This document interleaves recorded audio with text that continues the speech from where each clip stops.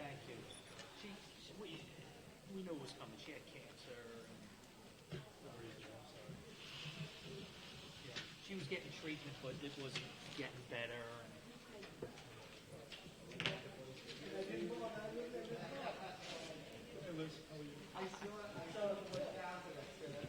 don't want to panic the public by showing them one. I gotta go to this. It's all on you. I got the email. Everything was stripped clean. Oh, it's great. Hey, why bother? Why bother?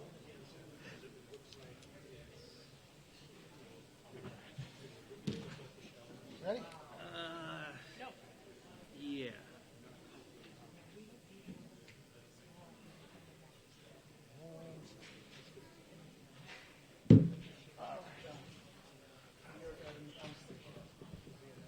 What's that? Oh, that, okay, thank you. Okay. Good evening, and welcome to the regular meeting of the Council of the City of Long Beach, held Tuesday, March 3rd, 2020 at 7 p.m. We'll have a roll call. Councilmember Delury. Councilmember Mandel. Present. Councilmember Treston. Here. Vice President McGinnis. Present. President Bendo. Present. Let the record indicate the presence of City Manager Donna Gaydon and Acting Corporation Counsel Rich Barrios. We'll now have a salute to the flag. Let's go our new city manager.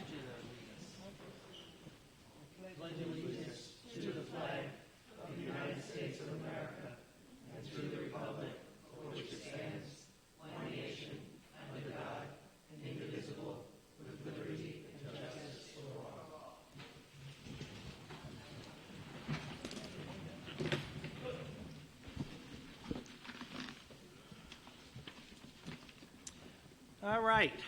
Welcome to our first meeting of March. Just in case maybe you haven't been paying attention the last few days, you may notice this isn't John Mirando sitting to my left. This is our new city manager, Donna Gaydon. Yay. And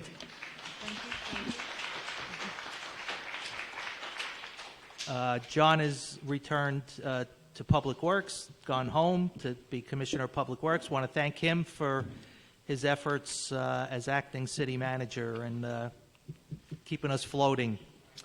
So with that, we'll go to the city manager's report. Thank you. Good evening, everyone. It's my pleasure. This is my first city council meeting and my third day. In the first couple of days, I've had the opportunity to meet with all of the department heads yesterday morning to go over the plan. Did you get it? Yep. The plan for the budget and to what we could do to work together. My philosophy and what I've told each department head is that we are a team, that we work together, and we as department heads are only as good as the people that work for us. And therefore, I have been going out to each department, talking to department heads, talking to the staff, and seeing what we can do better to help move forward, but still keeping things in line. I also have reiterated to each department head on a regular basis that we are here for you, the taxpayers. And so we have to make sure that we stay in line with the budget while giving the best possible service that we can give. I want to thank President John Bendo and President John Mooney from CSEA for taking me around, introducing me to people. And if department heads that are here, you still have to give me a little bit of time because I'm bad with names. I can remember your department, but I'm bad with names. I want everyone to know that we still will continue to meet with the manager. And so if you have any questions, you don't need an appointment. You're welcome to come on Monday afternoons from 2 to 4 p.m. and on the third Tuesday from 4:30 to 6:30. Some of the big things that we have is that we are been talking about the coronavirus that everybody has been talking about. And so we've been following the CDC. All departments have been instructed to follow the same precautions. All public buses and recreation center equipment to continue to be thoroughly cleaned each day, and that the City of Office Emergency Management will continue to monitor the situation and provide public notice as needed. If you have any questions or you want to continue to read about the coronavirus, you can go to www.cdc.gov. Last month was Black History Month, and there was a film at the theater. I got a chance on my Thursday night, which I was sworn in, to meet eight youth and senior citizens. They were there viewing Harriet at the Long Beach Cinema. Also, the former Anissa Moore was honored this last Saturday evening. There were a few of us that went there for that.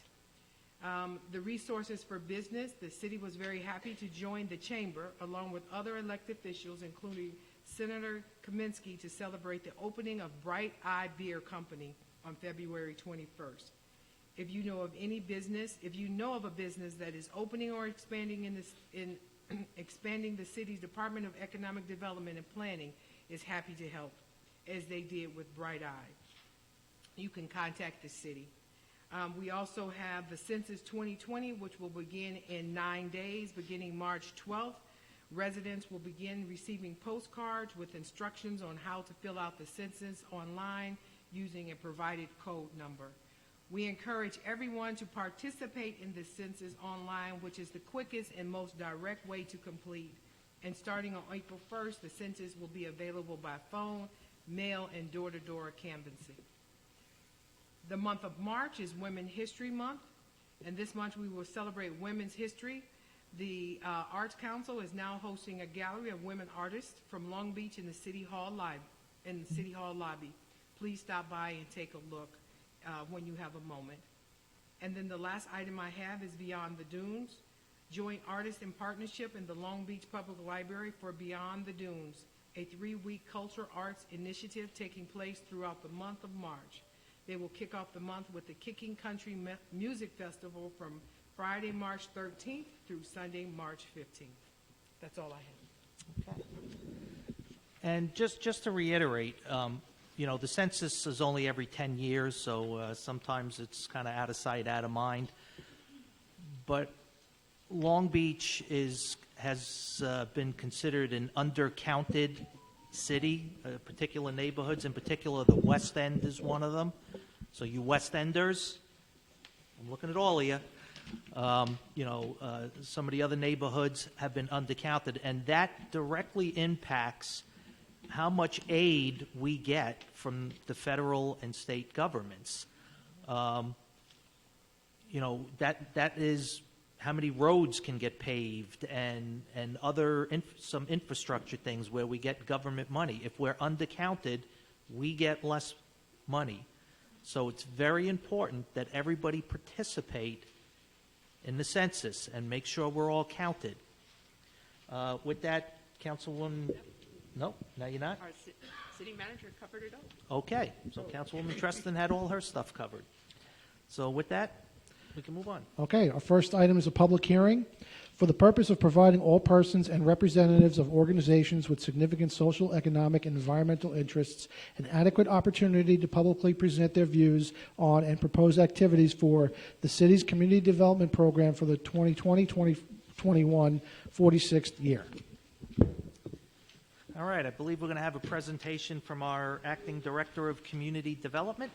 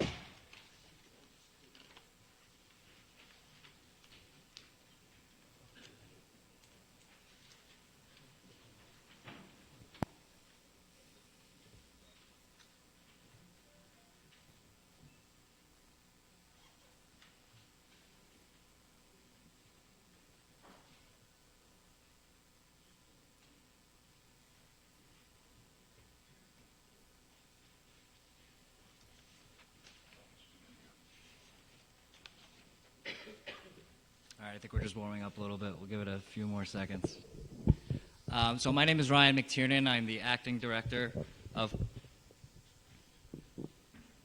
My name is Ryan McTiernan. I'm the acting director of community development. Thank you, everybody, for coming tonight. This is a very important program, which I'll detail in the coming slides. I'll try to be as brief as possible, so we can get to questions and answer any of those questions. So first.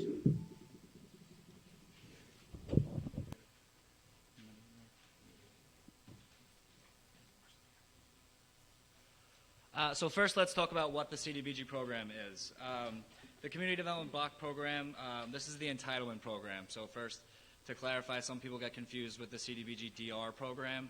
That's funds that come from HUD for Sandy recovery projects. This is the entitlement program for different types of services. So first of all, the entitlement program provides annual grants on a formula basis to entitled cities and counties to develop sustainable communities by providing decent housing, suitable living environment, and by expanding economic opportunities primarily for low to moderate income individuals. The fiscal years run from September 1 to August 31st, so sometimes that can confuse people. Our operating budget operates from July 1 to June 30th, so it's slightly different on a slightly different course. The CDBG program requires that each activity meet one of the three national objectives. They are to benefit the low to moderate income individuals, or LMI, aid in the prevention or elimination of slums or blight, and or meet a need having a particular urgency. One of those particular urgencies actually applied for a program called residential rehab after Superstorm Sandy, which I'll talk about a little later as well. I won't belabor the point because President Bendo hit everything you guys need to know, but the 2020 census is beginning March 12th. Part of that formula I mentioned earlier that the CDBG program uses is the count of how many people live in the city of Long Beach. So that directly affects the amount of CDBG funds that we're getting. We do have an event on March 5th, this Thursday, right here in the council chamber. There are flyers on the side of the room for more information. So please come to that meeting to learn more about the census as well. So what can CDBG be used for? It could be used for the city can use it for administrative purposes to administer the grant and make sure all of the nonprofits are doing all the work that they need to do, and make sure internally we're doing all the work that we need to do. We can acquire real estate, again in slum or blighted communities, relocation and demolition of homes, rehab. As I explained with the residential rehab program, that allows low to moderate income homeowners to do some housing upgrades, which the city is going to look to apply for again this year. Construction of public facilities and improvements. This is a big one, especially that the city has used in the past. It's primarily to upgrade city centers, community centers.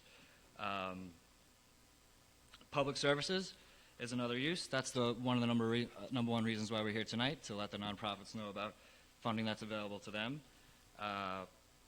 That's for services such as drug prevention, workforce development, other economic opportunities like that. Also activities relating to energy conservation and renewable energy resources. One of the things that we will look to do under the residential rehab program is to provide flexibility to allow people to do efficiency upgrades in their homes. And also providing assistance for profit-motivated businesses to try to get new businesses up and running. So how has the city used funding for the last 45 years? We're currently in the 45th year, and we'll be applying for the 46th year to come. We've primarily used it for administration, as I described. The PF&I, we've used funds to upgrade the Recreation Center, the MLK Center, the West End Community Center, all sorts of places. Church community rooms and food pantries, and again, the nonprofit services locally here. So again, 4 years of CDBG funding remain. We're still waiting for the 45th year contract from the county. I'll be happy to provide an update to the council as soon as we receive that funding, and the council will be required we will be required to have a resolution and a public hearing, just allotting the funds for that contract. So as soon as we receive that, we'll definitely be providing an update on that. One of my first actions, actually, was the 41st year contract extension. Contracts are only supposed to run 4 years, but the HUD and the county do allow you to extend, and they do not like when you extend more than 1 year, which we do not plan to do. And I will get to that, how we're going to ensure program success to comment in the coming slides. So what are we going to do to ensure that success? So we have to spend down the funds from previous years, first and foremost. So the county and the HUD look at unexpended ratio. It's basically, in short, we don't want 1.5 times more previous funding than the current funding year that we're in. So we want to make sure that we're below that 1.5 ratio. Right now, we're currently at like 1.6, so we do have a little work to do. So we do have $30,000 each for some church upgrades. Those are 2 projects that I know those churches have been very patient waiting for. I'm very happy to report, as Mr. President Bendo did, that we do have the fortune of having John Mirando back down in Public Works. So I think we're all excited to get some of these projects out the door. We also have funding through a different CDBG program called the Transit Oriented Development Initiative. I'm sorry, am I on the right slide here? I'll get to the Transit Oriented Development Initiative in a second, actually. But first, we have $71,000 remaining for accessibility upgrades. The City Hall elevator is probably going to, we'll probably reimburse for that. That funding should disappear in the next month or so, which is great.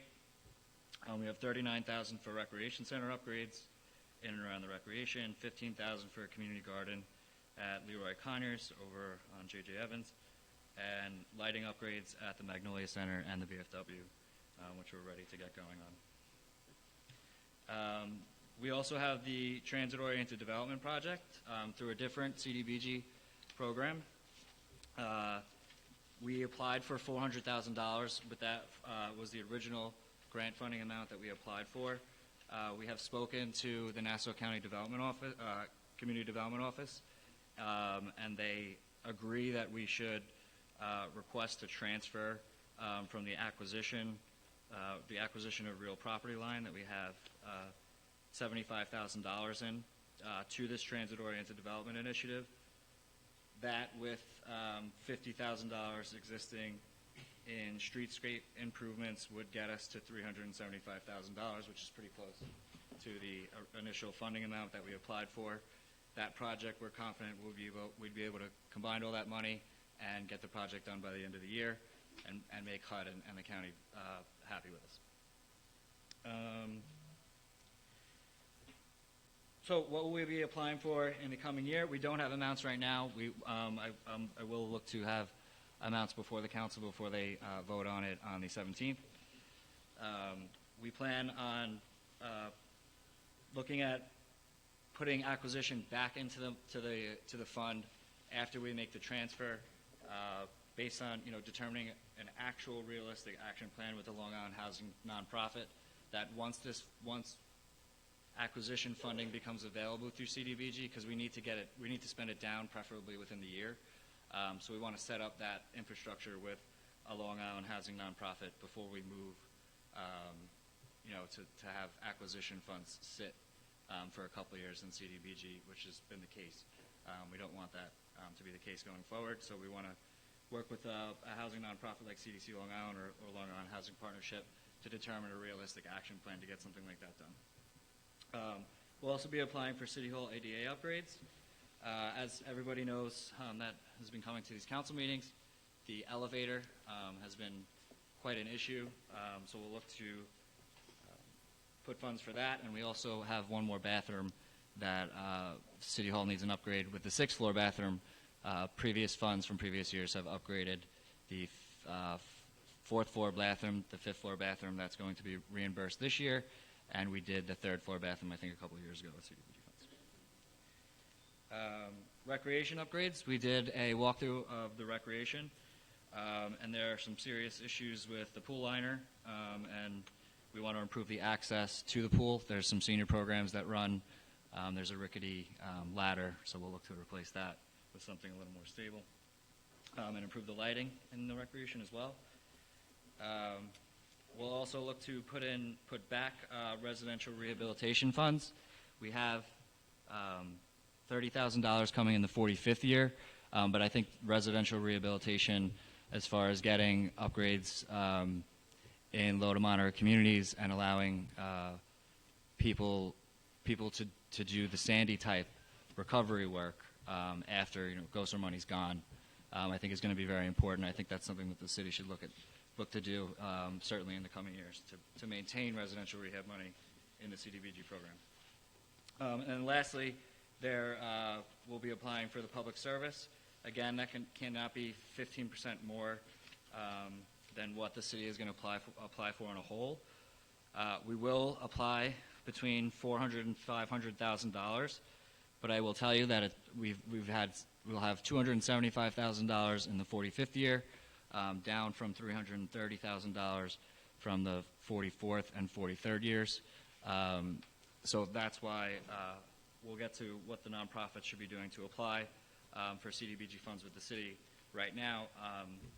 So we're asking nonprofits not to request more than $10,000, and HUD and the county require no less than $4,000 for one project. So what we ask that you do not request more than $10,000. If we make an estimate that we get the $275,000, that's about $46,000 total in public services in the city budget, and I've already gotten quite a bit of interest from groups. So I think we do need to stay under the $10,000. You can request more than $10,000, but I can't promise you that you're going to get more than that. So what else do the nonprofits need to do for CDBG public service funding? First, some examples again are workforce development projects, fair housing counseling, substance abuse, energy conservation, and recreational services. Again, primarily for low to moderate income. Again, this is going to be a very competitive process, so nonprofits must apply by 4 p.m. on this Friday, March 6th. They should be incorporated under state law and have a 501c3 or similar designation. They should also be in good standing with the state Attorney General's office, not request more, again, than $10,000 or less than $4,000. And the project must serve at least 51% of low to moderate income individuals, evidenced by income information that you receive from those individuals, or that the project be of a nature and in a location within a CDBG area. There are maps that show eligible areas. They're primarily the West End, the North Park area, and there are some areas in and around the boardwalk, like around the Broadway and Shore Road buildings. Lastly, and certainly one of the most important things, is maintaining proper records of that income information of the individuals or the areas served, and getting it to the city and reporting it at the end of each year. So when after March 6th, the city application will be due to the county on April 1st. The city plan will have a pre-submission meeting with the county to make sure they have our interests once we present the application in mind. And we should hear our award by this July and be able to start spending money by September 1st of this year.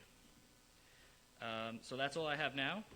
This is my contact information is available up here. I'm always available via phone or email, so please let me know if you have any thoughts and ideas if you don't have them now. Thank you.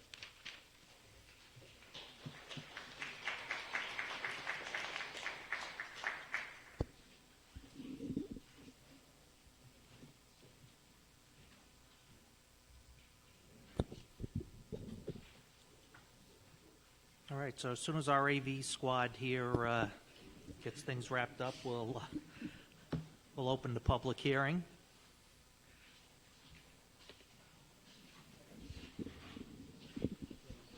Could we just ask, how would a nonprofit apply? Is there Sure. May as well do what you can. Ryan, while we're waiting for this to be broken down, can you just explain how a nonprofit would actually apply? If they could do it online or call your office?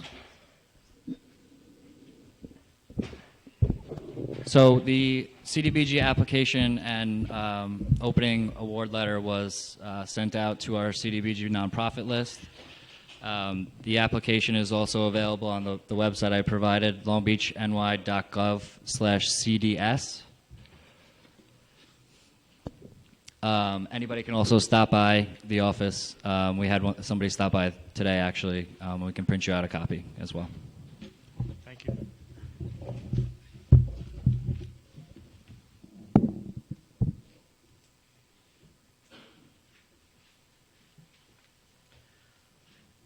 I have a question. Ryan? Who actually makes the decision regarding the project, since in the past, I mean, it seems like an awful lot of money that has not been spent? So How did that happen? the city puts the application together with city staff primarily, gathering information on like the PFNI, public facilities and improvements, working with the Recreation Department, working with the Public Works Department to determine the amount of funding that they need. Churches and temples are also on that CDBG nonprofit contact list. So the fund, they can receive funding as well. Once that information is gathered, from the public services as well, the city community development department works with the council to put the application together. Okay, and thank you. get everything there. Right. Can I ask a question? Traditionally, I can say the council, I don't previously believe, has received the application prior to going in. The council has traditionally just voted to allow the city manager to execute the application. Aren't we glad we're breaking tradition? We are breaking tradition. So, is it okay? Ryan, when the amounts are presented for the different years, and we have a capital project budget that will be presented to the council, is some of this information, such as recreation upgrades and lighting, how will we know, and educate me, to distinguish what is city capital budget expense and the CDBG line item expense? So this is something I inquired about when I first took over community development. From my understanding, the reimbursement process that the city undertakes when it purchases something for the purposes of the CDBG budget, the reimbursement process from the county is pretty quick, so I don't think we've ever really experienced any cash flow issues. I don't believe that CDBG projects in the past were provided in the capital plan. That may be something that the city may want to explore based on any cash flow issues. I can answer your question. For any CDBG project, it has to have its own separate budget. And so what we show, it's like a separate department. All the revenues coming in, and then how every expense is spent based on what we wrote in the grant. And so any capital projects, if they wanted to do some recreation capital projects, those would be completely separate from CDBG, because we have to send in all of the documentation to make sure that we spent the money the way we said we did. Okay. If we have money left over, I guess that was your question, that means that we may have overestimated the project, or we did not complete the project. So when we ask for an extension, the extension is to complete the project. And if we overestimated, to ask, can we move the money from one project to another project? Thank you. Yes, we're also in the process of doing that. There are some nonprofits with funding still left over from a couple of years past, so we put together action plans to spend down that money. There's also a project for the recreation and for another church food pantry that has some leftover funds in it that we've been working to see how we're going to spend it at the rec. And I've been in contact with the pastor of the church with the leftover funding to start spending that money down as well. I will be doing a site visit at that church next week. Okay, because I think you mentioned pool liner. I think that's what caught my ear. The is pool liner at the liner. recreation, that's going to have to go into this 46th year because we're going to have to probably apply for about $75,000 just for that. Just for that. Yeah. Okay. Thank you. Probably $100,000 in total just to include door and lighting upgrades as well. All right, any more questions from the council? All right, comments from the public. Ms. Volasevich.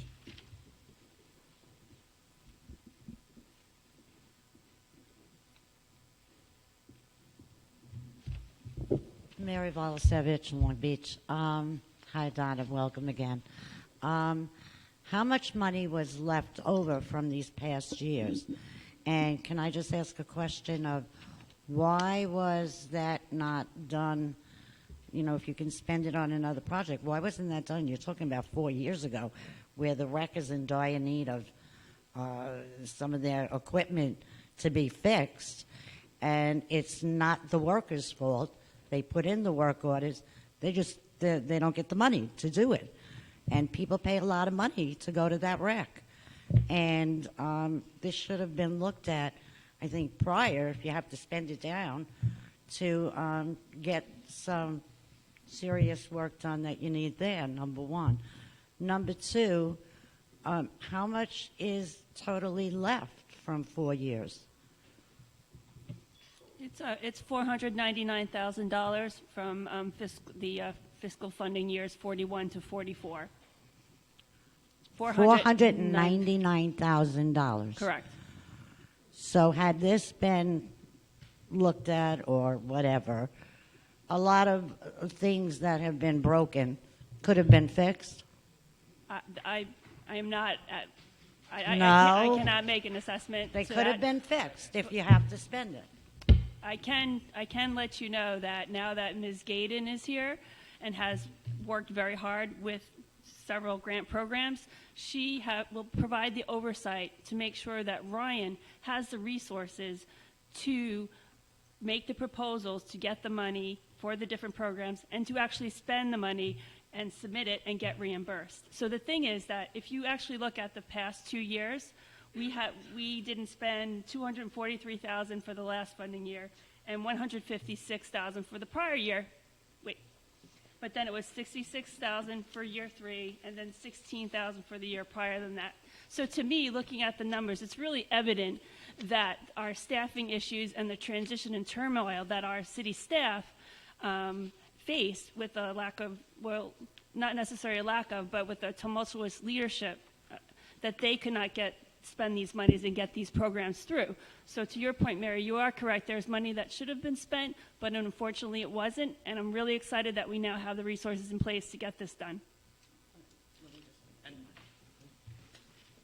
The reason I bring up the rec is our students in second grade go there for their physical education in second grade for swimming. And that pool has had issues for a long time. Everybody knows it. Okay? And, I mean, this is a health thing. This is a health issue that little children are going into a pool that really, I mean, the filters are not, the filtering system's not good. I don't go there, okay? But I went there with my sons in second grade because you blow dry their hair.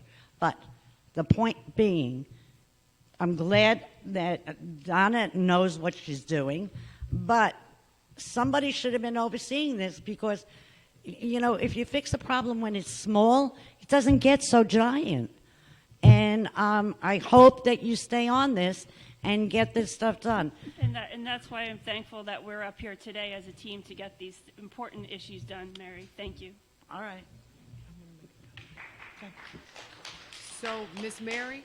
So also, I'd just like to point out the slide about the transit-oriented development initiative would work. The transfers that I'd like to request in the next month or so would really work to spend that money down. Hopefully, you know, by the end of this year.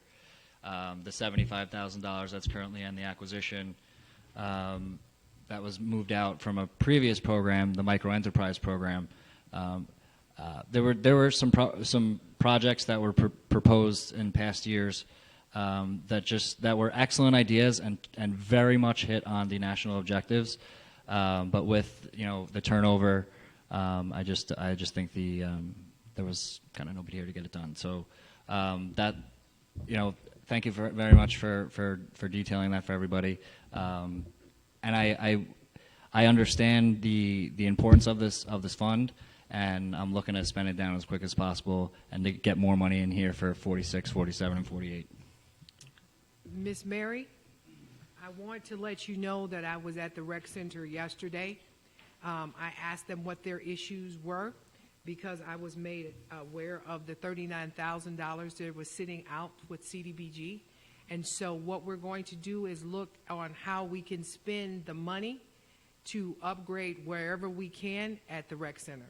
So when I spoke earlier about going to the different departments, where we have money from the CDBG grants, if we can use some of that money to fix infrastructure, and what we have to ask for is a different allocation, that's what we will do. But the $39,000, we did talk about it. We do know that there's upgrades. I found that out yesterday, that there's things that needed to be upgraded, so I just wanted you to know that I was on top of the recreation.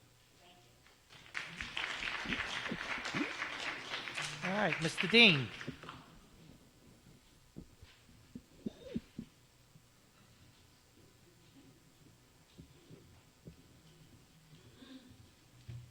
John Dean, West End of Long Beach.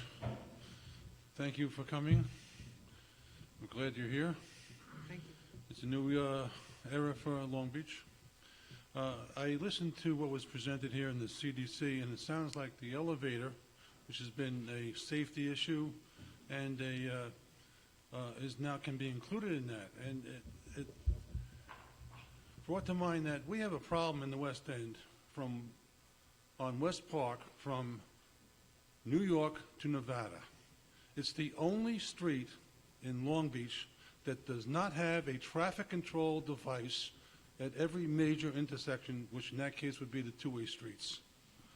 Because we do not have that traffic control device, I'm wondering if the CDC money, which we have seemingly lots of laying around, we couldn't put a project together to put traffic control devices in the West End, because it's for safety, it's for pedestrians, the ability of cars to make left-hand turns or right-hand turns, because the traffic does not slow down, doesn't not block intersections, and so it makes it impossible for kids or people, whether it's parents with children in carriers, whatever, just trying to cross the road, trying to drive a car, trying to get out of a parking lot, whatever. It's just impossible.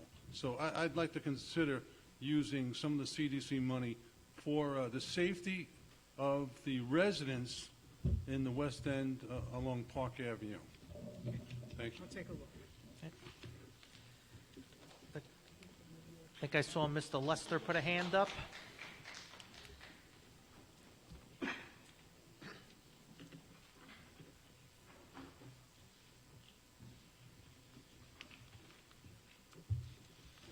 Roy Lester, Long Beach. Hi, Ms. Gaden. Hi, Nice to have you here. thank you. The purpose of this is, it says public hearing for the purpose of providing all persons, in other words, an adequate opportunity to publicly present their views on and purpose activities for the city community development program. Why are we getting a slideshow instead of handouts?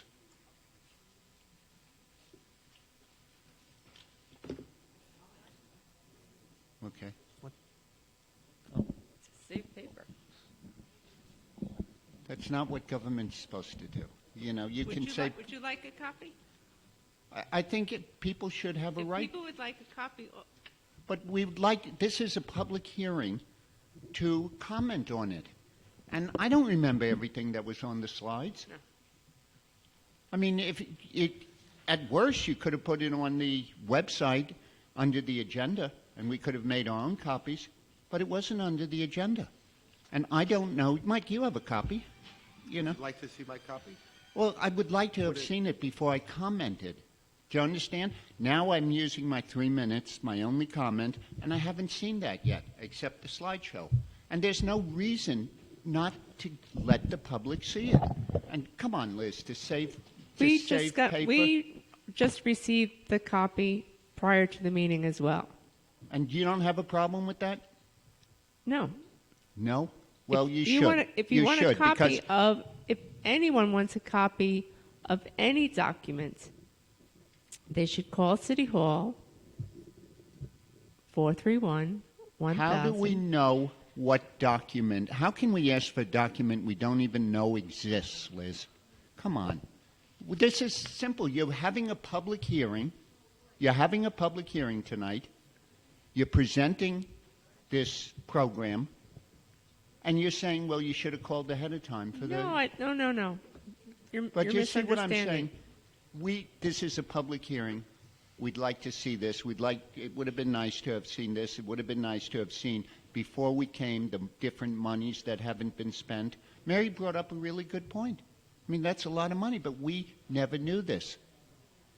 And that's what I'm talking about when I'm talking about, just transparency. If we can see these things ahead of the meeting rather than just slides, this is a public hearing.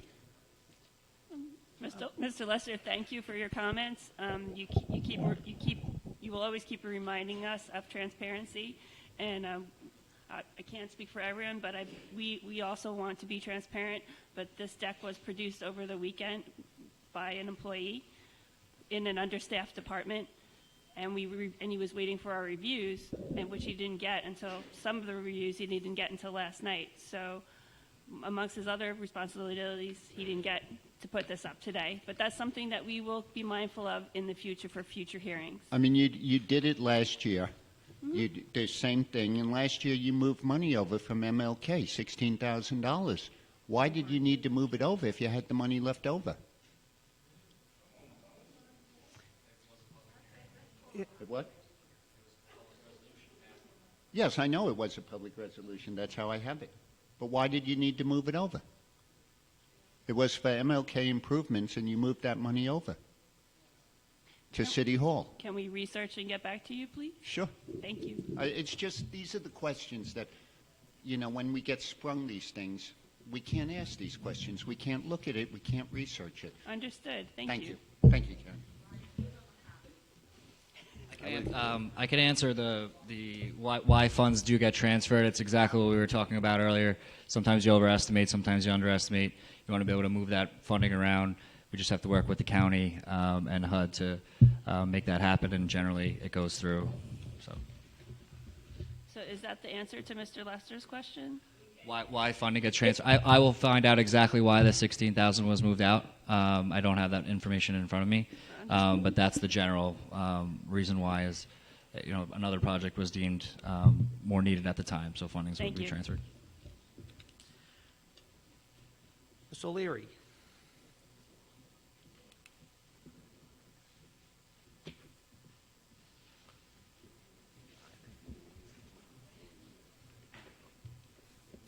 Hi, Kathleen O'Leary, Long Beach. Welcome, Tom. Thank you. I have 3 questions about this. The first thing is there is accessibility money available under this plan, and the MobiMat situation at the beaches has been an ongoing problem. As a disabled person, it's very difficult. The last 2 summers, I was told to call, I believe it was Public Works. They would tell you what beach had a full thing of mats, and then you'd get there and there'd be 1 mat. So that's a very important issue for accessibility money. I got 2 more things. The other question is, I'm not clear from the slides if we can spend the $499,000, or is that gone from us?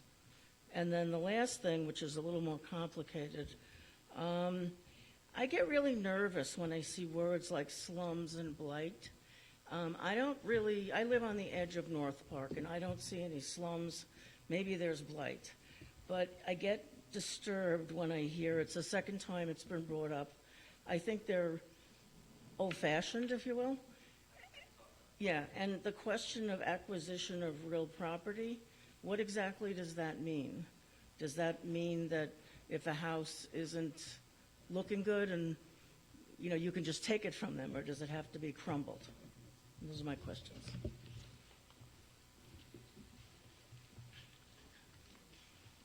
So first on the Moby mats, the beach is not a CDBG eligible area, unless we can justify its use with 51% low to moderate income.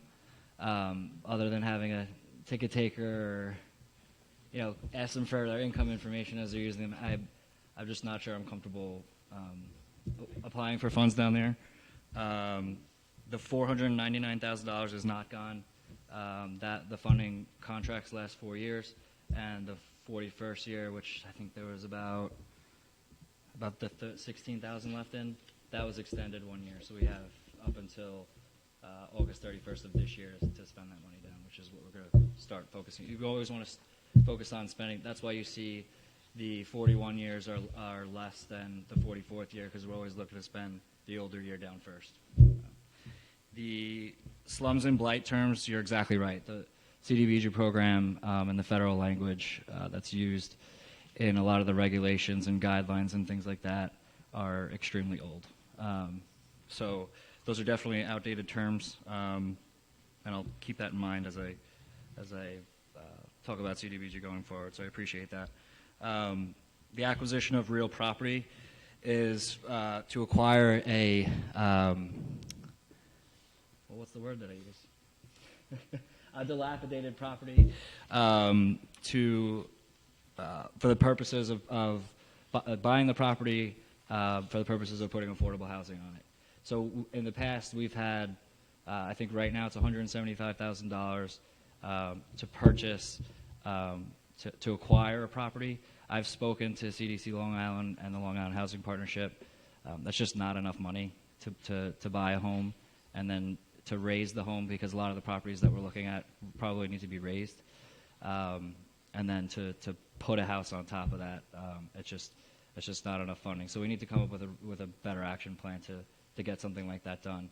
The city, we did research the North Park overlay zoning. That could possibly be the best. It may need more studying.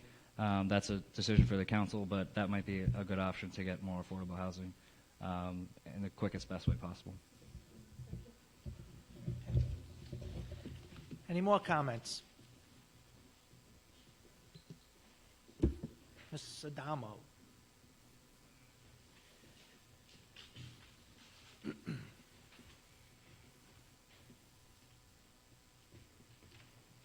Hello, Karen Adamo, 74 Forester Street. Welcome, Ms. Gaydon. I haven't met you personally yet, but welcome to our city.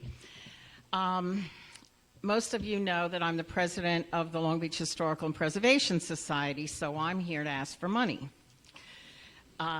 We have a permanent educational charter from the State Education Department, and our mission is to educate the public about the unique history of Long Beach. We do educate the school children as well as senior groups and reunion groups that come from the high school. We educate anyone who wants to come to the Museum House, which is at 226 West Penn Street. We are also mandated to preserve the history of Long Beach, artifacts, books, papers, etc. To that end, the officers and the trustees purchased a 1909 home in 1997. We're responsible for the mortgage, the utilities, the repairs, insurance, and all expenses. They currently run anywhere from $30,000 to $40,000 per year. We obtain our monies by fundraising and by our membership. We have a huge expense coming up. Our original arts and craft wooden windows have rotting sills and obviously will need to be rebuilt by a master craftsman, which will be in the thousands of dollars, or replaced. We have also floor-to-ceiling windows in our exhibit room that have rotting sills. Obviously, water can infiltrate the walls and create a huge amount of damage. I do not have bids at this time because we are looking for master craftsmen. This is not a job that a simple carpenter can handle. But we do know that the expenditures will be enormous. We've had a number of less significant repairs lately, such as a new hot water heater, electric service, emergency roof repairs to keep out the squirrel visitors that found their way in through the chimney.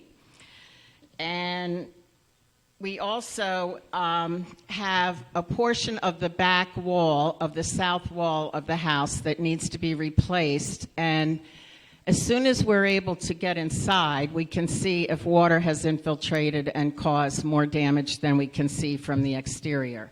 So there are a number of smaller jobs that we could use money for and a large job. And I welcome any of you and all of you to come and see the museum. And Ms. Gaydon, of course, you're welcome to come visit anytime and I'll give you a tour. Thank you, I will. Can I just ask a question? Can I just ask? Karen? Yes. I just have a couple questions. Sure. Have you ever applied in the past for CDBG? Yes, we have. Okay. Have you ever received funding? Yes, we have. When we first purchased the museum house, and then most recently we got a grant, some CBG funds for technology in our offices. Okay. Because we're also looking into grants, obviously, because we're going to need a lot of money for the windows. being a member of the Historical Society, I try to help. That'd be great. Thank you. The 30 to 40,000 per year. What are your 5 biggest expenses? The largest one, well, we have our mortgage every month, and the very large one is our insurances. Our insurance for the actual museum, for our events, and for our board of directors. Okay. So that's about $16,000 a year right there. So your board of directors, do they? Director's insurance. The director's insurance. Yes. Okay. Yes. Okay. Yeah. So that's about half of our expenses right there. Okay. Well, thank you for that. You're welcome. All right, any other comments? Mr. Hodge?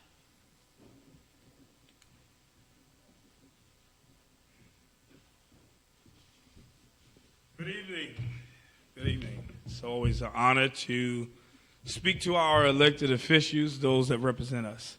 Welcome to our new city manager. It's awesome to see wonderful First Lady, right, here in the city of Long Beach in its 100-year history, and also African-American lady. It's wonderful. It's not that you're hired just because you're African-American. You're hired because you're qualified to do the work.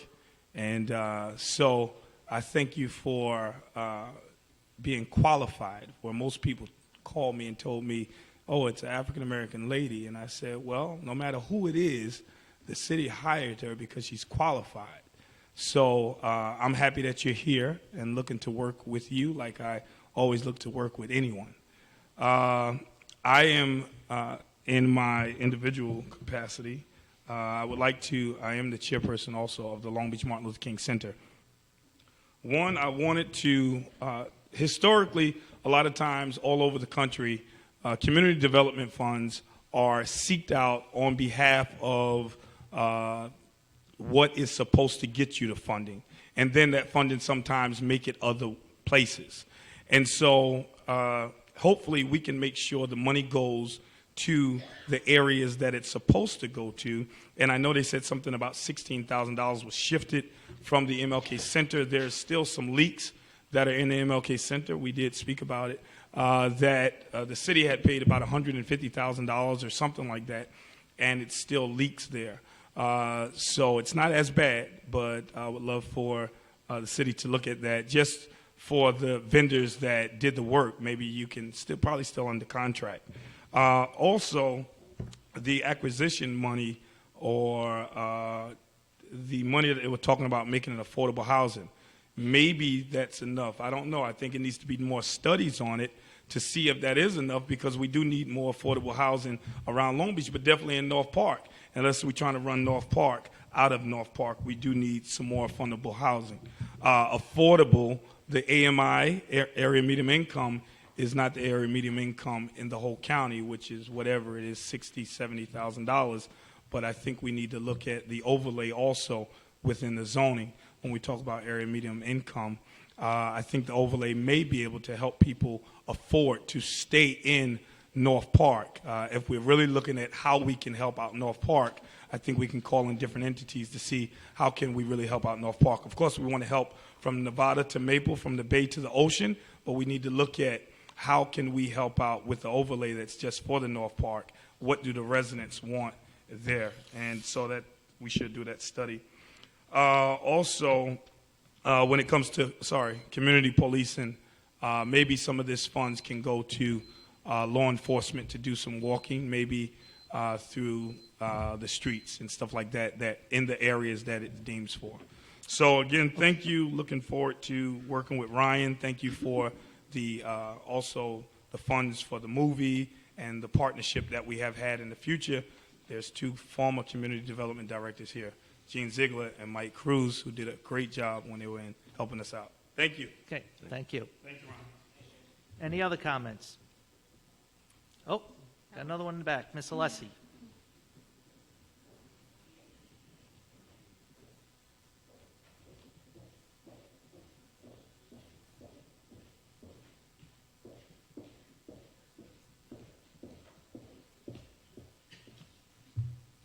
Good evening. Helen Dorado Alessi, 800 East Chester Street, Long Beach, New York.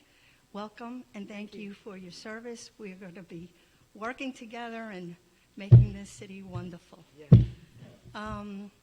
So I'm here to tell you that the CDBG grant is important to every sector of this city. All of the nonprofits are working diligently to fundraise on their own.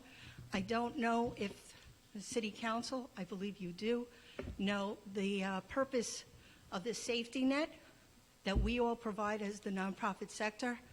And I have written on several occasions about what is happening in the Hispanic community. Sorry, I'm a little nervous. The Hispanic community. And that is that, number one, we have a larger rate of suspensions happening at the school district. And those children and their families are coming to Long Beach Latino to help them with everything from interpretation, translation, securing an attorney, helping them with the hearings at the school district. That's number one. And this is for the middle school, by the way, 12-year-olds. Number two, we've had over 50 children come into the city from Honduras. They are recent arrivals who have very little to no experience with English, with our culture, our society, and how things operate here in Long Beach. Our role as a nonprofit is to help these families integrate as easily and as carefully and with kindness and compassion as we can. The CDBG money helps us in providing a program called LIVE, Leaders in Victory. It's a career college preparedness program as well as character development and understanding of civics, responsibility, and rights for young people. We work with between 10 and 20 students of all ages, 14 generally to 18, 19, 20, and help them to also understand what it means to fill out the census, what it means to get their families to fill out the census, to vote, all of it. So we just want to make sure that everybody understands that the nonprofit sector in Long Beach is carrying a tremendous weight. And I'm telling you, we're competing against each other, but we're competing against all of Long Island. And New York City doesn't even know that Long Island exists, and they don't want to fund us. The foundations are very hard to fund us. So When Ryan says that there are $500,000 from the past, I'm wondering how much of that could be segmented for the nonprofit sector versus the city's work, would be my first question. And my last question. Thank you. Thank you. This is going to 12 minutes.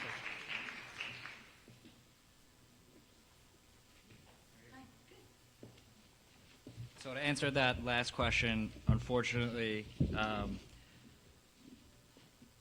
would say probably about 90% of that $499,000 is in the PF&I, the Public Facilities Improvements.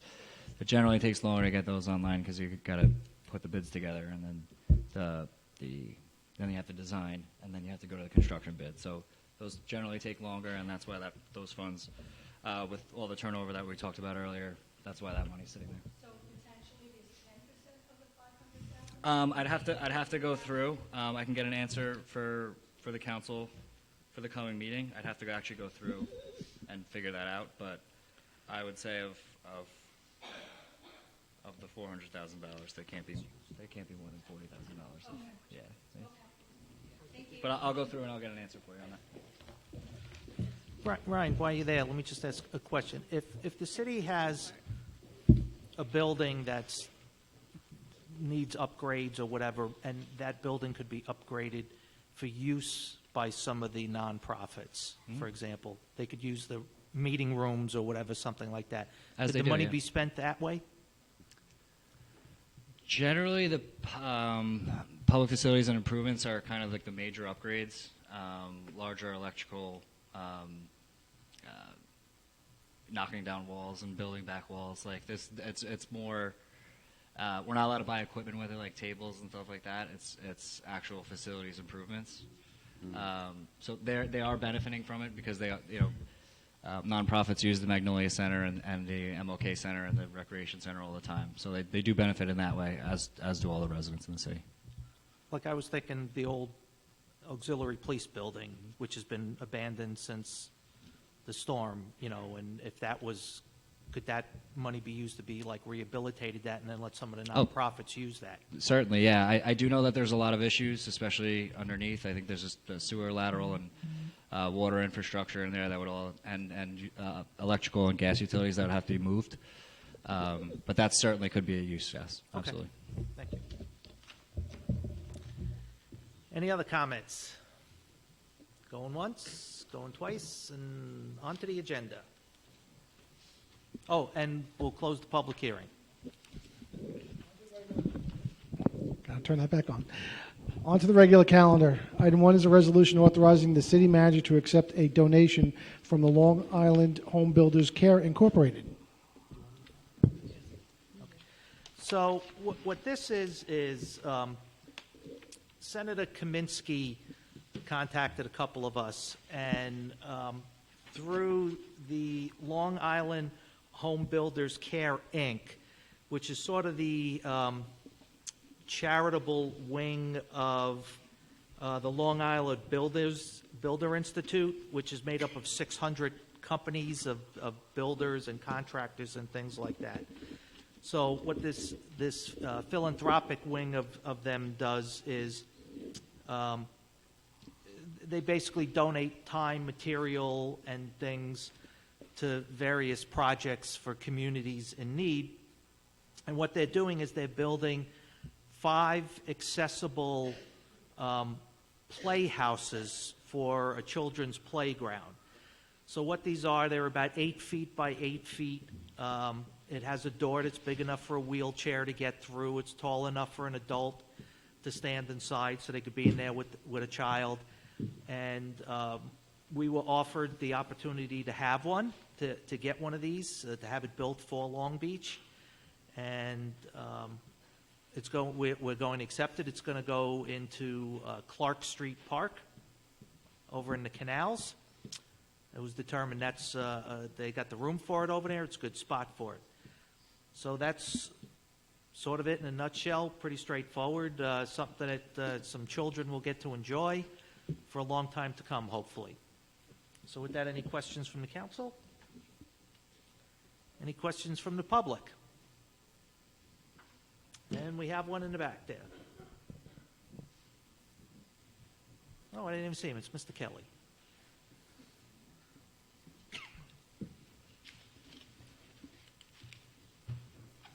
Tim Kelly, Long Beach. I was just wondering on the placement of the Playhouse. I think it's a great idea. I was just wondering on the placement. I know there's a big field in there. I live across the street from the park. People use that field. I was just wondering where they're planning on putting this Playhouse, and is it going to interrupt that use of that little field area where people actually have catches and play Frisbee and such? John, do you know specifically where it's going, or do we need Joe for that? Okay. So We'll get back to you. we'll find out and get back to Okay, you. I just want to know if that was going to be affected, Okay. that area.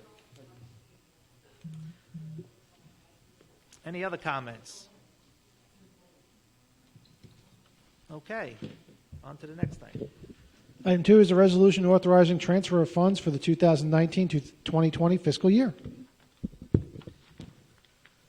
Okay, what this is this was a legal action that the city voted to settle, I guess, back in 2019. The settlement was there were two payments to be made, two installments of $75,000 each, and we've made one installment. This is now the second installment. To make the second installment, we're transferring money from the city's contingency fund to the fund that pays out these settlements. And so this is just moving money from one account to the other to be able to pay this. I don't know if you want to add anything?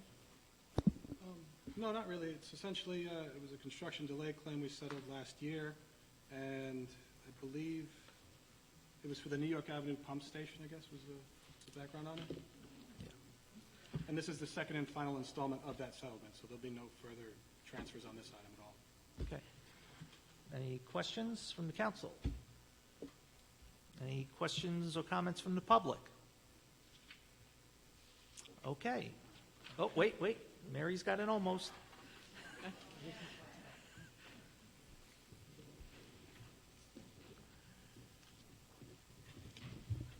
Hi, Mary Valasevich. Mr. Berrios, we couldn't hear what you were saying. This is the second payment.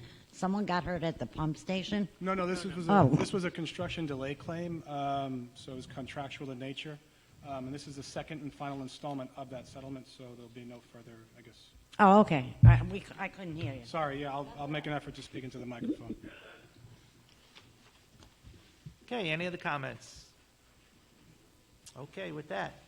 Okay, on to the voting. So item 1 is a resolution authorizing the city manager to accept a donation from Long Island Home Builders Care, Inc.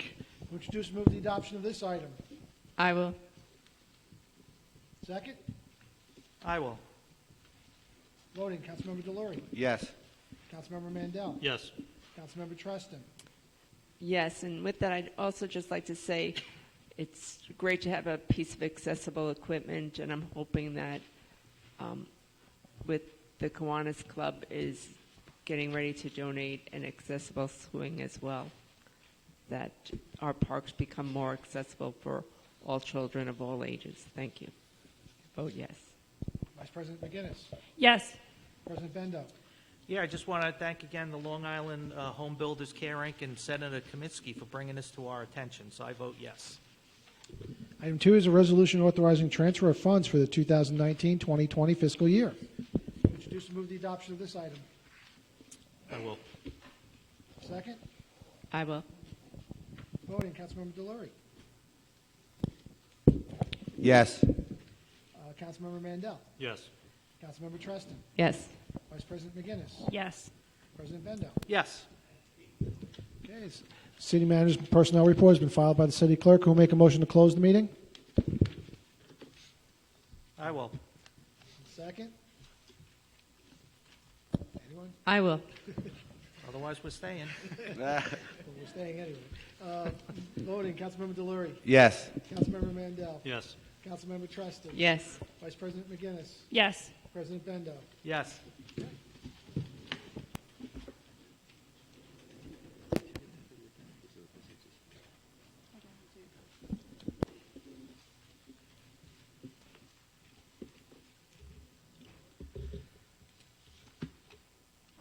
Okay, so I think everyone knows the routine, but everybody gets 3 minutes.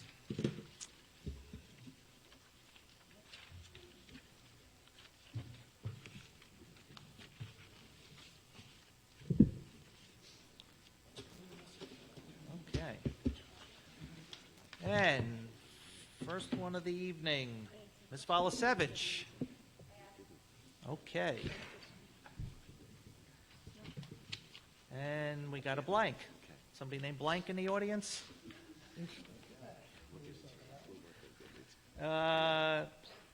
Anita Backrack.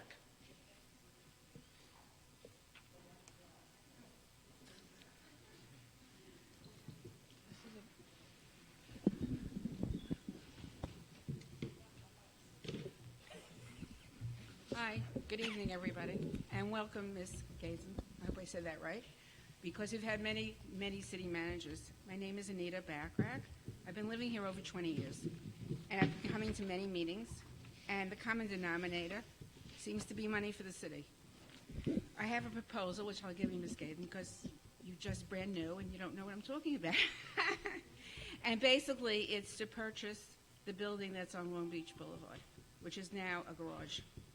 And I have someone that would like to Wait, purchase is that the municipal garage you said? Yes. Okay, thank It's you. owned by the city. I have somebody that would like to purchase it for their needs as a franchise, and they're offering $1.7 million in cash. But even better than the money, they're offering it and giving you time to build another garage. We understand that there is other properties that this garage can go on, and not a prime piece that is Long Beach Boulevard, well-trafficked piece. We've had this proposal for many, many months, almost a year, and we don't have an answer. And my purchaser is going to go on if I don't give him an answer. I think it's for the city's benefit as a resident here whose taxes go up every year, which is fine, that we give you some cash to do all these wonderful projects, and that we need the money, for sure. There aren't that many households that support all these projects, and we're getting the burden of it as a homeowner, personally. I live on the East End, and it's wonderful seeing all these houses going up and more people coming and such, but we need to put some blood back into the city. And I would like to give it to you, Ms. Gaten, because you're the only one I didn't have your email, and I'm sorry, there's one more person that I don't have. But basically, I think it's Mr. Mendel. But basically, I need an answer, not in a minute, but it's been almost a year. And that's about all I have to say. If you can get back to me, I would really appreciate it. I'm holding a lot of money in cash, and I got great terms. And I thank you for your time, and it's been a long evening. So thank you. Okay, thank you. Ms. O'Leary.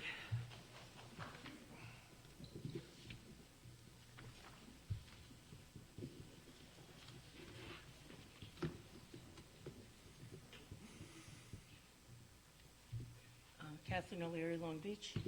I have been asking for a discussion on electing a mayor for a number of months. I sent you all this email. I don't know if everyone got it, so Dave, you want to hand this out? This is bad timing. I didn't know Ms. Gaden was coming. But what I am asking is that at the next city council meeting, that we put the item on the agenda to discuss the possibility of it. I'm not sure what the arrangement is right now, but we've had, I think, 3 city managers in the last 2 years that had full-time jobs here and were acting city managers. And at one time, we did have a mayoral system, and it was going okay, and then it was changed. So in my email, I kind of list the objections to having a mayor, which is we've tried this before, but that was years ago. And then the other problem is the objection would be we don't have the money. So, thank you. I think that there are sources of money that could finance this, and I think that the upcoming presidential election might be a good place to put a proposition on the back of, just to find out if people would be willing to change the system and because there's just too many problems here. I mean, and especially in the last 3 years, it's overwhelming, the number of problems. And, if you keep doing the same thing that you've been doing, you're going to get the same results. And I realize there are a lot of people here that are new with good intentions, and I do have faith in you. But I don't have faith in the city manager way of doing things. Every other city in Long Island has a mayor. I think we should have a mayor as opposed to a city manager. Thank you. Okay. Actually, you could comment. I think more municipalities are moving towards city management government than Right. city And- manager government than mayoral. Yeah, there's quite a few that do the manager form of government. And the last time that we did have this proposal, it was back in 2007. It did go for a referendum, and it failed. The last time before that, if I remember correctly, was sometime in the 70s this came up as well. It's come up since we changed over from a mayor form of government to the manager form of government back in 39, and that was after after Mayor Edwards was shot at that time. And go ahead. actually, city manager, city council is the predominant form of government for municipalities in the country. Also, Mr. Remo, who was a former council member at that time, had done a lot of research on this matter, and I saved all that paperwork, so I'll pull it out and send it, and we can maybe review it together. And one other thing too, with the last time we did this, we just pretty much did it as a substituting mayor for manager in the code. But there are different forms of mayors also, which is something that if we did decide to revisit this again, one of the key questions that we have to answer is what type of mayor do we want? Yeah. Do we want a strong mayor? Do we want a weak mayor? There's another city upstate that the mayor is actually the president of the council takes the title of mayor. Poughkeepsie does that. Yeah, and I believe Newburgh does that as well. Yeah. Would you be willing to let this be part of a larger conversation that's ongoing instead of an instantaneous action next meeting? Because it feels like we've got a lot to hash out. I'm sorry. I've been waiting for, since last year. In fact, I think I brought it up in November of last year. A lot of upstate municipalities have a city manager. But since 2007, we found 30 years of corruption already in the government. We had, with the payouts, we had Hurricane Sandy. It's a very unstable environment. A lot has happened since 2007, and I feel more confident in having a public discussion of it, not just between me and you, but in a public forum. Ms. O'Leary, I could give you my opinion, is that what we just undertook in January and February and almost completion with the charter in that form is that you have city council members who are elected, and we collectively found and hired a qualified city manager. And therefore, I will stand on every decision I make from now until whenever, and I would not be in support of a mayoral form of government right now. I'm not saying permanently. I think that President Bendo, Vice President McGinnis, Ms. Treston, and Scott Mandel, including myself, collectively, we're going to be judged on how we're doing. Now, there's Mayor Kennedy in Freeport. I think he's an excellent mayor. Mm-hmm. But I think his salary is probably $135,000 a year. It's a full-time job, and he's very good at it. That's what we have. I feel that's why we have a city manager. If the city manager is good, that's what we need. But I'm not against thinking about it. I just think there was a lot of research done in the past, so things change, times change. I would just say, as you having mentioned that you have had a long career as a manager in investment companies in Manhattan, that you would hopefully can acknowledge or recognize that right now we have a resource issue within the city. We have an acting corporation council. We have a 3-day city manager, and in terms of resources, we would love to see them spending their time to get this next budget right versus the form of government, and that's why, although we completely understand your frustration, and we actually live it every day. So, but this is something that is always on our mind. But we just ask if we can have continue a dialogue on this at another time. Offline. I agree with the budget being most important, but I'm not sure what the arrangement is with Ms. Galen. How long is she staying? Are we going to have to go through another change of management in 9 months? So after the budget, maybe we could put it as an agenda item, because me writing emails to you is one thing, but another thing would be bringing it up as a serious subject, more serious. Time's up, but we can continue the conversation. I'm going to leave you with this thought, because a lot of the reasons you're bringing up for this potential change, not to say that doesn't have merit by any means, but it's because of past problems, we've had with whether it be a bad manager or bad council members. But in the end, it still boils down to whether you have 5 elected council members or 1 elected mayor. What it really comes down to is who the people actually elect. If you elect a bad mayor, it's no different than electing 3 bad council members that have a majority. It really comes down to who everybody sitting out there and people that live out there and us up here, because we vote too, who you vote for. If you vote for good people, whether it's 5 council people or 1 mayor, you should get good results. If you vote for bad people, well, we've seen in the past what we get. So I understand your point. I'm just saying, because now it's 1 person accountable instead of 5. I understand that. But I'm just saying it still comes down to who gets elected. May I just say one thing? There's a difference between electing a mayor as the head of a city and electing a city council member, to me. Okay. That's the conflict, I think, that has been happening is that the city manager and some members of the city council have been too much in unison with each other, blocking other city council members for years. So you're preaching to the choir, huh? I know. That's my last statement. Okay. All right, thank you. And Robin Donovan.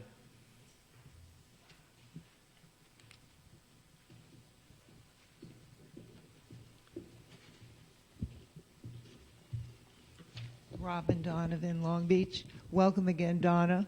We're so happy to have you here.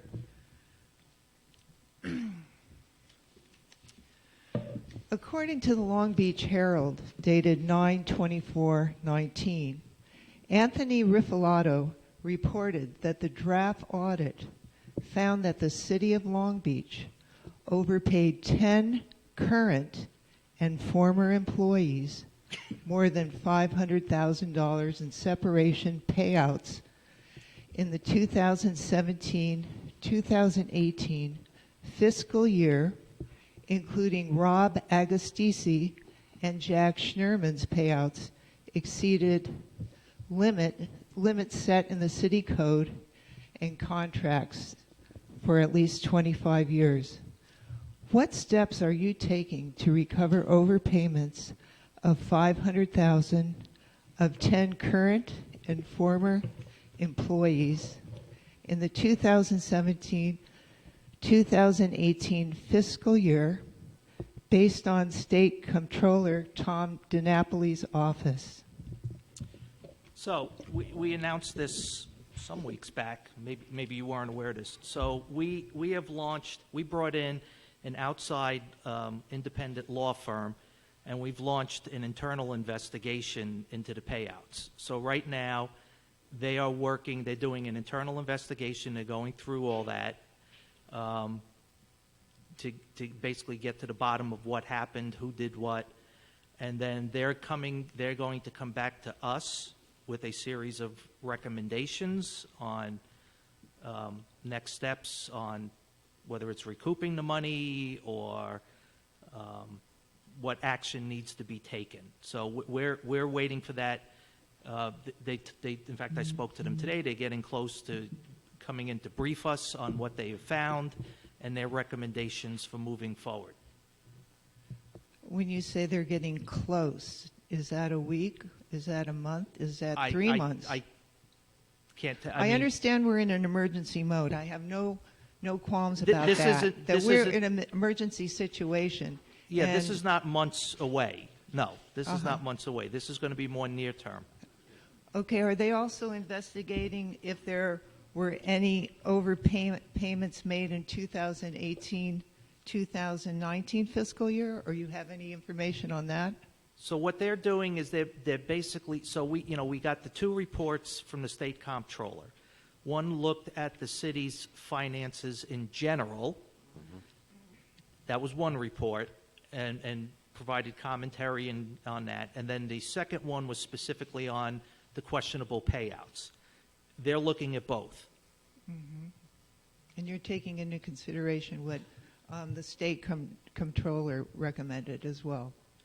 Well, we not only had the state comptroller, so we have to provide to the state comptroller, we have to provide what's called a corrective action plan to the state comptroller, to both reports that they gave us, the one on the overall city financial condition as well as the questionable payouts. So our comptroller is working on the the one on the city's overall finances. The law firm is also working on the one about the questionable payouts. So, there's lots happening on this. Okay, and you'll let us all know. Oh, yes. Okay, thank you. Okay. Eileen Hession.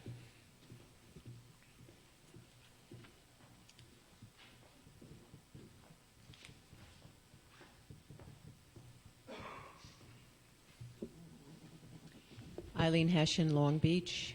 I would like to say I'm very happy to see that we have a new city manager here. Welcome. It looks like you've already gotten a good head start.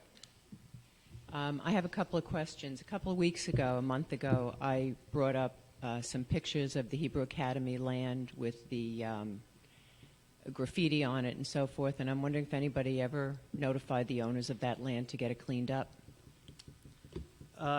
Commissioner Kemmons is shaking his head yes. Yes? They're going to clean it up? Good. Okay. That's good. He said violations were issued. He said violations were issued. Oh, thank you. Thank you. Okay. All right. Also, I noticed that every day when I walk on the boardwalk, almost every day anyway, the trucks are out there cleaning up the sand with the big sand sifters, which is nice, keeps the beach very clean, but there's nobody on the beach really to clean it. And I know that these people have to maintain their jobs, but I have some other jobs for them that might be better. One is when you walk on the boardwalk, you see how many boards are popping up. At first I thought I'll report them, but there are too many. So if those men could walk the boardwalk, they would see. Some of them are only up 1/4 of an inch, but they're going up and the screws are popping out. The other thing is, I know they started in the fall to fix all those broken benches, and that would be another thing that now that maybe, hopefully the warmer weather is here, they could take care of that. Some of the benches, mine included, are also missing their plaques, so I'd like to see that put back on again. Liz, you mentioned the Kiwanis Club was donating some swings to one of our parks, which is very good. But I had heard, I hope it's a rumor, that the swings are free, but that it's going to cost us between $10,000 and $20,000 to set them up. From my understanding, I saw that Maureen has left already, but they're fundraising for that to cover all that. I don't know how big they would be to take $10,000. My dad set them up in my backyard when I was a kid, and he didn't charge us that. So I hope somebody, as Roy always asks, did you get more than one bid? That seems ridiculous. opinion. And then also, I was away for a few weeks. I know you had put up changes in the charter. Did you vote on those when I was away? No. Is it going to come up again? Should probably be the next meeting. Okay, good. Thank you very much. Okay. Karen Adamo. Okay. Mr. Lester.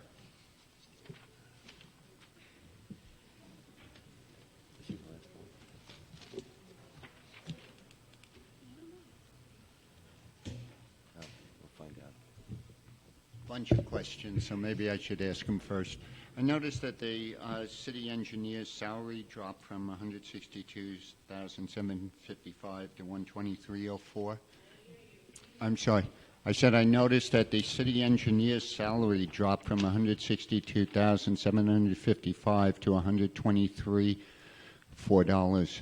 I believe that's Joe Fabrizio going from I acting... don't mention names on personnel. Yeah, it's going. Okay. It is an unnamed person going from an City acting engineer. commissioner position back to their old position. All right, because it had city engineer, two city engineer. Well, we had hired a city That's right. manager, and then the people in those No, positions. I understand. I just, the way it was on the personnel report was city engineer to city. That's all right. It makes sense, but, you know, I just... and the other thing was on the CDC money. The ocean mats you can't do, but the pool you can. That doesn't make sense to me. I think as it was explained, Brian, I think you had mentioned the Ocean Beach Park is not a area that is a low income. Okay. And the pool is? Well, you want to just... These are behind you. The beach is not a CDBG eligible area. The municipal buildings are. It's explicit in the CDBG guidelines that municipal community centers that are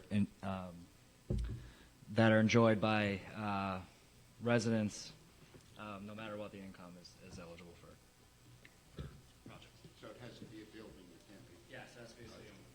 Okay. All right. And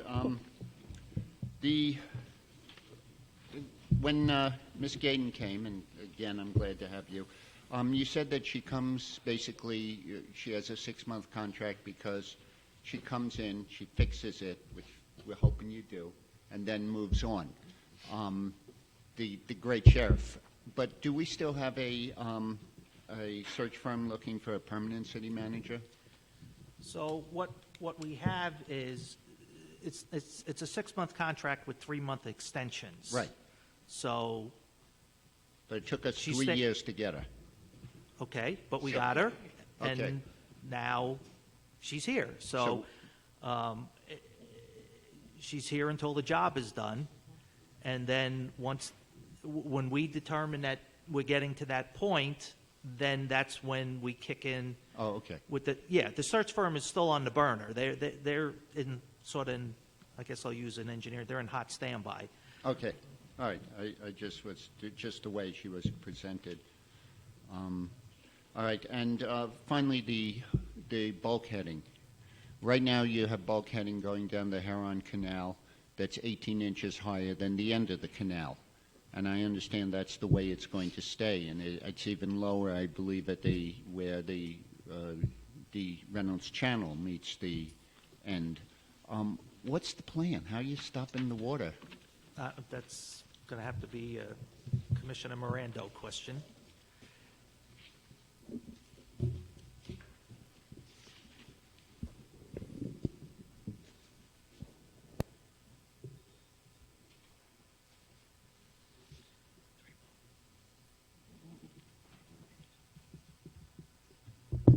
Good evening. The bulkhead that was put in at the end of Huron is fairly new. It's less than, I think, 10 years old. And it's actually going to be, when it's all finished, it'll be 1 foot, 4 inches lower than the new bulkhead. We just didn't continue it. Well, just a matter of laying it out and design, and it didn't make any sense to replace all brand new bulkhead there. So. No, it's the bulkhead that exists at the end of the canal that was done in less than 10 years ago, which is done in fiberglass. is only 1 foot 4 inches lower than the new bulkhead that's going in. So, well, I used the survey marks that we took out there, and it's 1 foot 4 inches. But that still is lower. But it's a brand new bulkhead, so it didn't make sense to replace it. So how do we stop the water? Well, I think before you walk away, I'm assuming you're saying that the one on the end is still FEMA compliant. So it just happens not to match up with the new one it's going in, but it's FEMA I compliant. thought the FEMA compliant was the new height. The old FEMA compliance was under a different elevation set. It was under an NABD. So it doesn't meet the current, but it met the FEMA compliance at the time it went in. Yes. Okay. And I had asked a couple of months ago about the docks there. Are there going to be docks? You know, are people allowed to put docks back in?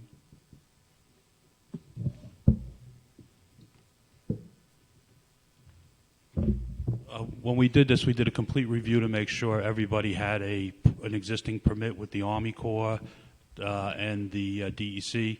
Anybody that had an existing permit will be allowed to put their docks back in just as they are. There were about a dozen between the two canals that did not have permits.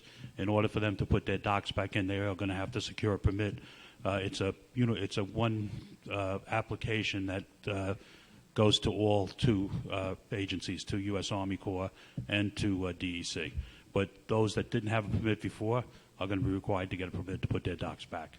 All right, so I guess I'm confused because that's city property. That's city property, city bulkhead, and they can put, public people can put docks on? I mean, anybody? If they get a permit? People that had the permits before can put them back. And otherwise you have to apply for a permit?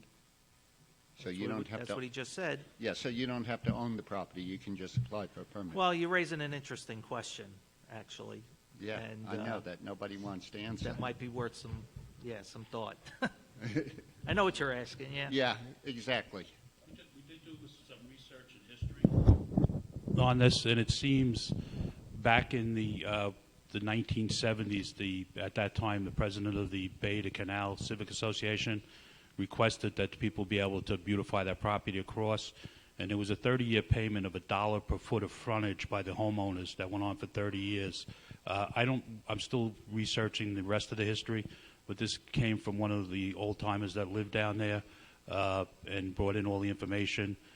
There was an agreement. We're still trying to find the agreement. He did show me the agreement, and they paid $1 a foot for frontage per year for the 30 years.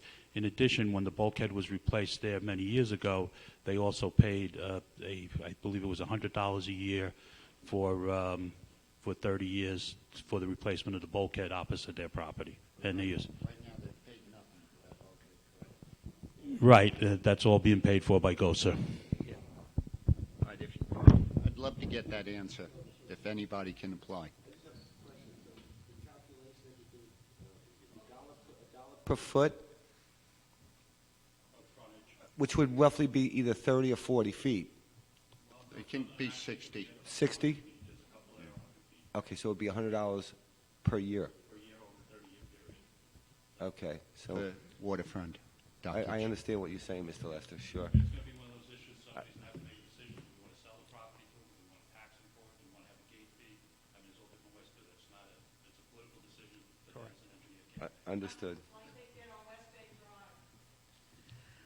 Okay, Mr. Dean.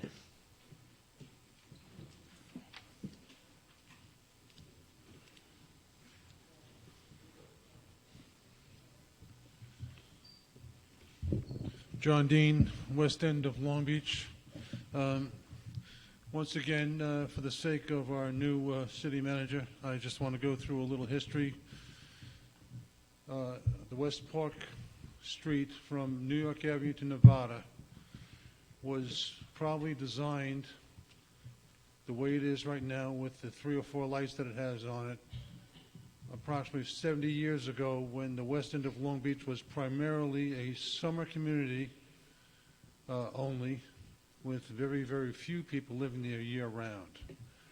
Today, currently, at least since the late 90s, from West End, West Park, from New York to Nevada is 100%, and all of the whole West End of Long Beach now is 100% year-round, a residential community with people living year-round on every single block, north and south side of Park Street, up and down every one-way and two-way street.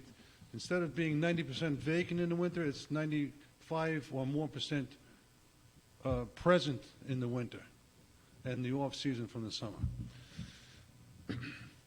I did a study which showed that every residential street in Long Beach, except for West Park from New York to Nevada, has some sort of traffic control device at the corner, whether it be a street light or a stop sign. The only residential street in Long Beach that does not have traffic control device on every major intersection is West Park Street from New York to Nevada. There's about 5 traffic lights that allows traffic to go about 50 miles an hour. They block intersections. You can't walk across the street without standing there for a minute or two, especially during the rush hour in the morning and the rush hour in the evening. It's extremely dangerous. There's been numerous accidents. We don't need a traffic study to prove that. All you have to do is go down to the police station. Personally, myself, I live on a corner. I've had 5 parked cars hit by cars that just weren't doing the thing that they're supposed to do. There are numerous other people that have lost property. I've also had my house and my property damaged. I've been talking about this for 2 years now. Not one thing was done, even though a traffic study was promised, never done. I've asked for yield to pedestrian signs to be put up. That hasn't been done. I've asked for do not block intersections signs to be put up. That hasn't been done. I've asked for stop signs to be put up. They won't do that. I've asked for traffic lights to be put up. They won't do that. So I'm saying that right now we have a serious condition. Somebody's going to get hurt. I'm going to need you to City of wrap Long up. Beach is responsible. When are we going to do something? Okay. Thank you.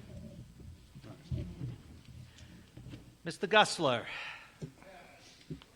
Wow. Okay, James Hodge.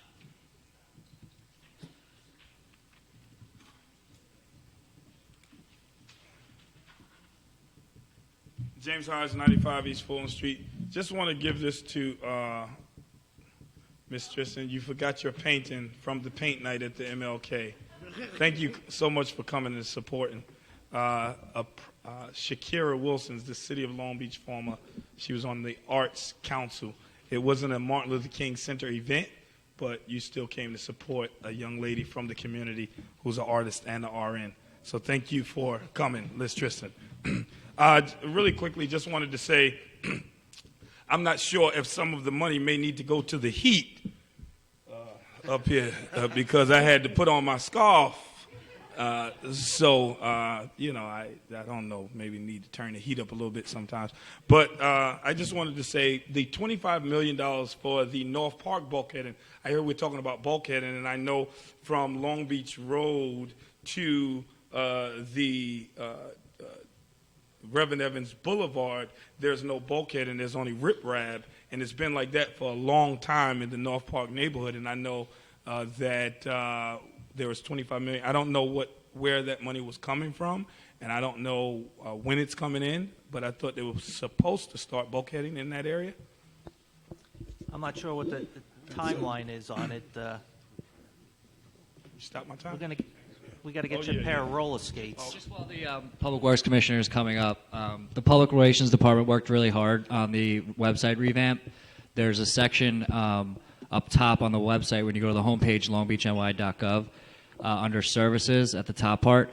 There's a bunch of different services labels from infrastructure to environment. Under infrastructure, you'll find a breakdown of the 3 bulkhead projects. You can go to longbeachny.gov/bulkhead. And it'll detail the 3 programs that we're looking that John's been talking about tonight.